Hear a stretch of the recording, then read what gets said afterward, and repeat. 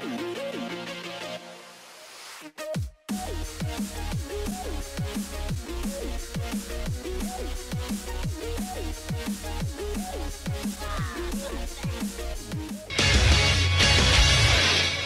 evening, sports fans! Crobat for the win of the TheTokenMinorities here today with Season 8, Week 7 of the NPL against Ace of Bass. The Anaheim Altarias. Maybe it's Ace of Base, I have no clue, but I've always called him Ace of Bass. I always think like the sea bass from Animal Crossing. I don't know why, but anyways, this is an interesting game because I've been put into a bit of a corner. I'm 3-3 right now. I got pushed back a couple weeks after having a really good run for a few weeks.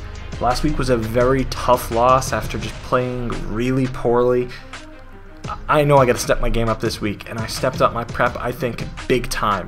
This is a must win if I have to get into the playoffs, and I know I want to target at least going 6-4 to make it to the playoffs. So that means among these last few games, obviously I've got to win at least 3 to get there. And this is, I'm taking it one at a time though. You know what? It may as well be 0-0. That's how I always do it. Alright, so just as a reminder, I picked up Lantern and Audino to add to my squad, and actually one of them is coming this week, so I can't wait to talk about their sets. But before we do anything else, I'm going to introduce Ace's team. As you can see on the side, he's got Mega Gallade, Thunderous Eye, Togekiss, Muckalolan, Latias, Empoleon, Darmanitan, Mismagius, Seismitoad, Stunfisk, Lickitung, and Sceptile. Now, I gotta talk about his big threats, and he definitely has a few that I am not a fan of at all. Mega Gallade is always a threat when it plays my team. Now, I have a few decent checks to it, but definitely it's hard to switch into, so I've got to watch out for it. Thunderous Eye. Of course, it has Prankster, so it can set up Thunder Waves on a lot of my team pretty well. It just outspeeds much of my team. It can set up nasty plots. It's got a lot going for it. It can Volt Switch, or even U-Turn. It can U-Turn. It doesn't have to use Volt Switch. Yes, I now have Lantern to possibly block it, but that's probably why he's going to bring U-Turn if I had to guess. If he's bringing a momentum move on it, he's bringing U-Turn. I'm almost convinced. So he's got plenty of options with that. And Darmanitan. I don't really have great switch-ins to it, but I think I have an option that I like. I don't have great switch-ins, but I have a few things that I really like to help mitigate the risk of it. So, I think I'm ready to jump into my team for the week. Why don't we see what I'm packing? Alright, so for the first Mon of the week, we've got, here he is, Lantern. Leftovers, Volt Switch, Toxic, Heal Bell, and Icy Wind, with Volt Absorb, by the way. The EVs are pretty good mixed bulk, so that way I can live a fair amount of attacks from both Latias, and so I can live a fair amount of attacks from Darmanitan. I had to optimize my bulk so that a few things were 3-hit KOs rather than 2-hit KOs on this thing. It's also got the leftovers, like I said, to help make things that are usually 2-hit KOs into 3-hit KOs. For example, Energy Ball from Latias. Now, the purpose behind this set, it's very... I had an epiphany. Actually, it started a little bit differently when I made this set. So it started out with Eerie Impulse, actually, over Icy Wind. Because I was thinking to myself, well, if, let's say, Latias sets up, or if Thunderous sets up, I could just Eerie Impulse and then switch out with Volt Switch, and then I can get something to set up on it, or just switch in on it, and it would be really good. I got 2 ground types, possibly. I mean, you'll see, spoilers, I'm bringing Mamoswine and Landorus Incarnate, so Thunderous won't be able to do anything. Latias, especially at minus special attack, won't be able to do anything. You know, stuff like that. And I tried it out in a mock, it just didn't work very well. Then I replaced it with Icy Wind, which is what I have here. So that's kind of a similar point. What I want to do is maybe go for a Toxic. If, say, Latias sets up in my face, I'll go for a Toxic, and then Icy Wind and Volt Switch out, because I can take quite a few attacks. It's bulky enough, that's not the issue. But I just will take, after I Volt Switch out, after I take the attack and Volt Switch out, I can get a safe switch into maybe, say, Mamoswine. Or Landorus. Probably Mamoswine, because it is a better matchup against Latias. But imagine, Latias is maybe about 80% health after taking a Volt Switch and an Icy Wind, and now Mamoswine, which you will see very soon, will go hog wild on it, and he doesn't have very many things that can switch into Mamoswine very well, and it will force him to predict or to take big damage. Even Darmanitan if I get 3 hits with Icicle Spear, which you'll see I do actually end up bringing for the purpose of possibly breaking Yachi Berries or subs, it does about 40%, which is quite a lot. And imagine if I get 5 hits.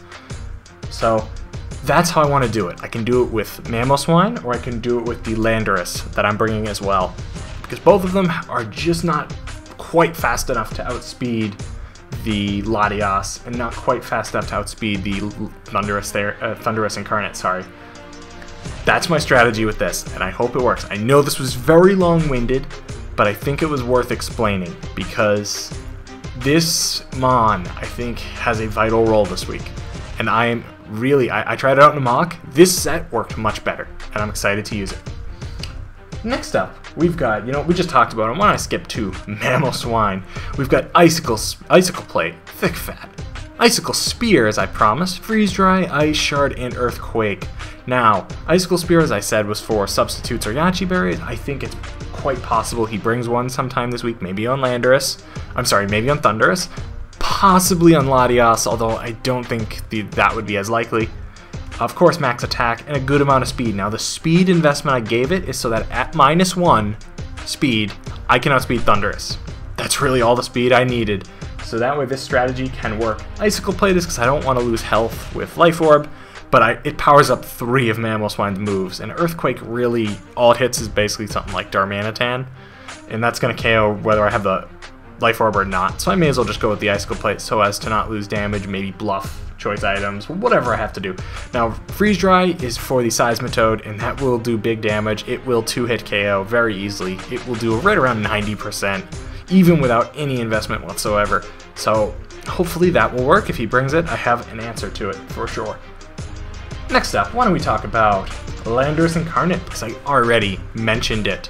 Now, this was a Mon that I'm packing Life Orb, I'm packing Sheer Force, I'm packing Rock Polish, Calm Mind, Earth Power, and Sludge Wave. Now, this was a Mon I was pondering whether to throw Stealth Rock on, but I thought Calm Mind would be possibly usable in the late game if I had, for example, Thundurus gone from the game, and I was maybe just, I could set up on, say, Latias, based on my plan earlier. I think Calm Mind and Rock Polish together would be very doable, because I don't think it's very likely that Latias is going to carry Hidden Power Ice or Ice Beam, at least given what I anticipate the role of it to be. Maybe if it's his only attack, maybe it's his secondary attack, I don't know.